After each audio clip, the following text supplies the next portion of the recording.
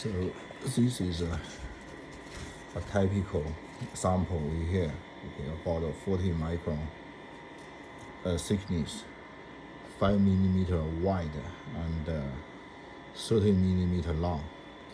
On this side, this 20 millimeter with gold electrode. Okay.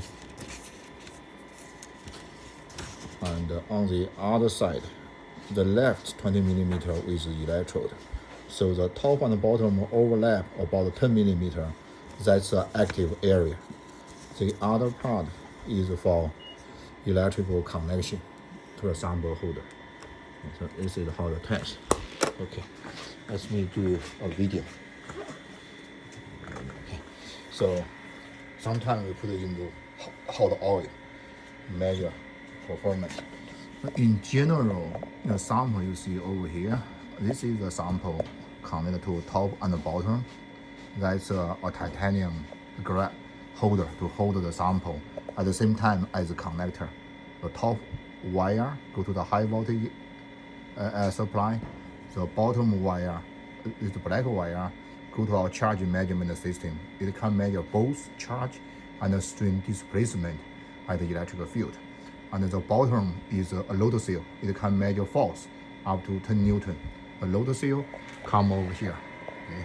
And right now we use 0.53 Newton to the tension to hold the sample.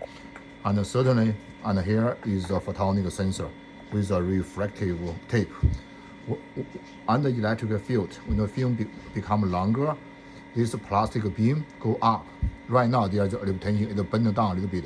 But when the film become a little longer, it go up, and then the sensor signal, the refracted sensor signal will change. You will know what's a displacement.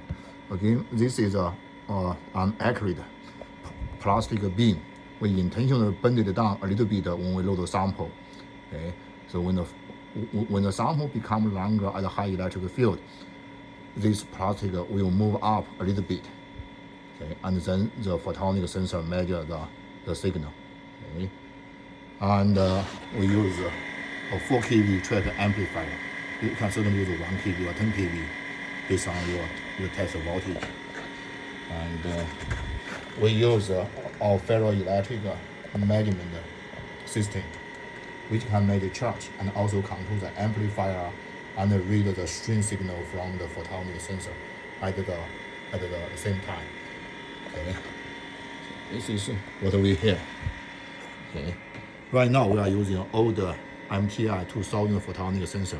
The new model is MTI 2100, which is more expensive.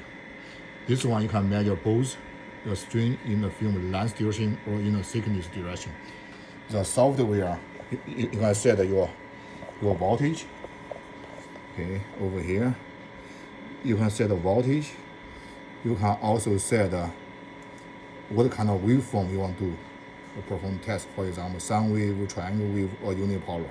The sample information, this is for the charge measurement. The sample thickness, you can input many voltage, okay, and the frequency. 1 second equals 1 hertz, right? Usually we do 1 hertz or 10 hertz. You put all the number into a long table, okay? Then the test will be automatic. And over here, you put the parameter coefficient of the photonic sensor, which is negative 19.48 micron per volt output. This can be calibrated because it's top. We have a micrometer. If we move the sample by 1 micron, we can read the output of voltage change. Then we know this kind of calibration. So this one you can also do the calibration with this micrometer. 1 micron equals, for example, how many millivolts of volt output. So when you click run, it will run automatically. It will measure the charge density as the surface electrical charge as a function of electrical field. It will also measure the strain. Okay. It will also measure the displacement as a function of field. Okay. This is the strain as a function of time, and this is the strain as a function of field. Because this is the PVDF, right? So PVDF has a positive, negative response. Okay. So this is a very typical measurement. So we can control the blocking force.